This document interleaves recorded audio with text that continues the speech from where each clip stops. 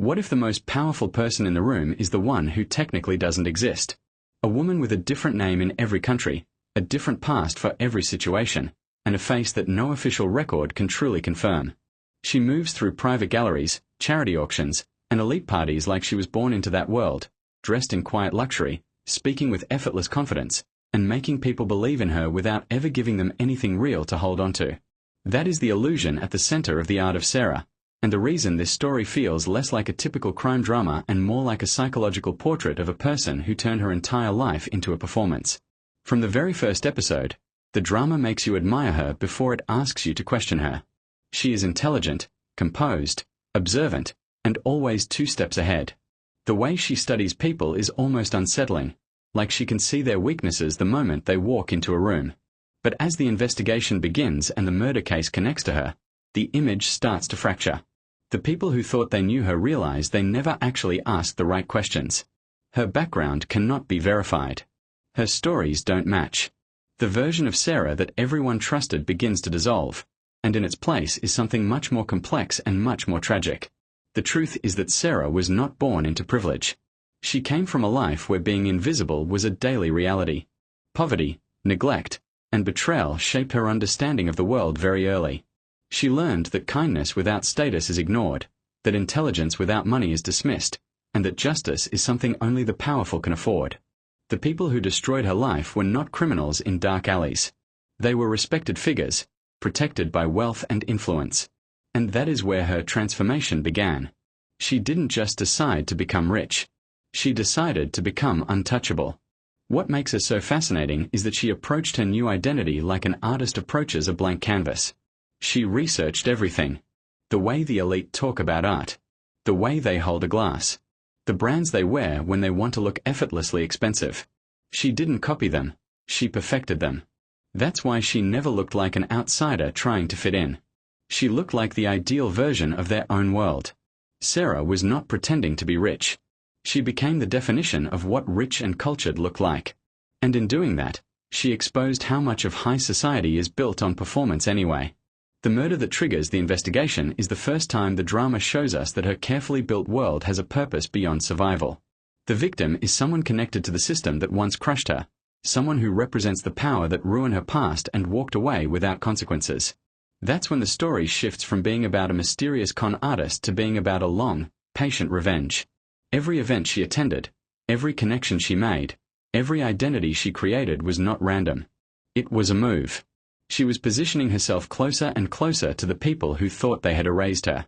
The detective who begins chasing her becomes the emotional anchor of the story. At first, he sees her as a challenge, a criminal who needs to be exposed. But the deeper he investigates, the more he uncovers fragments of the person she used to be.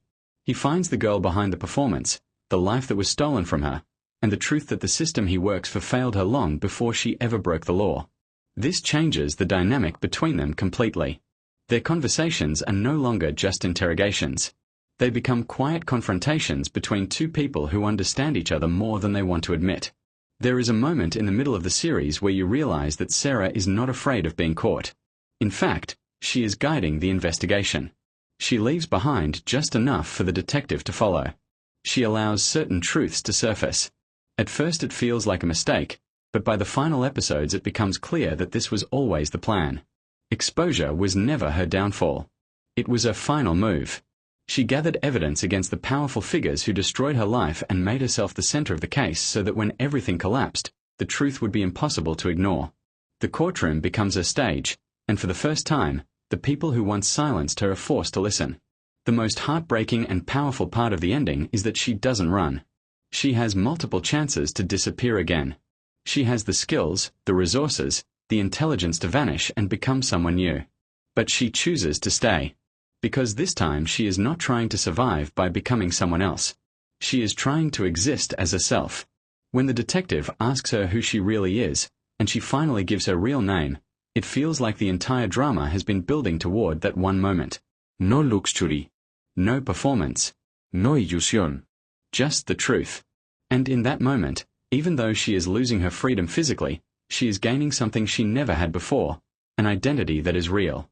Visually, the drama reinforces this transformation in subtle ways. At the beginning, She is always surrounded by reflective surfaces, mirrors, glass, polished floors, things that show multiple versions of her at once. By the end, those reflections disappear. The spaces become simpler, quieter, more honest. The fashion changes from structured and untouchable to something softer and more human. Even the way the camera looks at her shifts.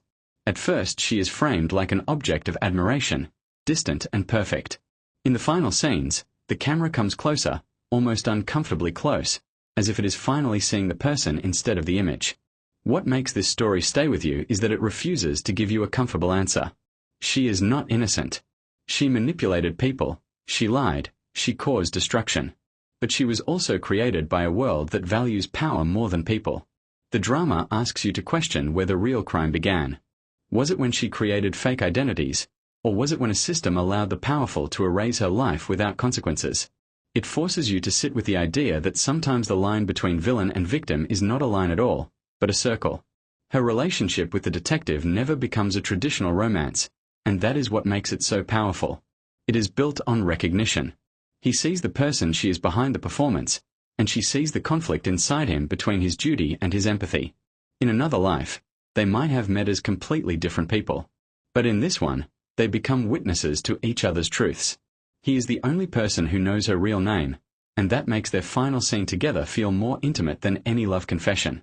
The title of the drama becomes clearer the more you think about it. The Art of Sarah is not about the scams or the lies. It is about the act of creating yourself when the world gives you nothing to start with. She used identity as her medium, society as a gallery, and her own life as the canvas. Every persona she built was a survival strategy and a piece of a larger story. And when she finally reveals her real name, it is like signing a painting that took her entire life to complete. By the time the drama ends, you are left with a feeling that is difficult to describe. It is not satisfaction, because the story is too tragic for that. It is not sadness, because there is a strange sense of freedom in her final choice. It is something in between, the realization that being seen for who you really are can be both the most terrifying and the most liberating experience. She spent her entire life becoming someone else because the world refused to see her. And in the end, she chooses to be seen, even if it costs her everything. If you've watched this drama, then you already know that it is impossible to talk about it without taking a side, and that's why I want to hear from you. Did you see Sarah as a mastermind who manipulated everyone around her, or as someone who was forced to rewrite her identity just to survive in a system that had already erased her? Do you think the detective did the right thing by letting the truth unfold the way it did? Or should he have stopped her earlier?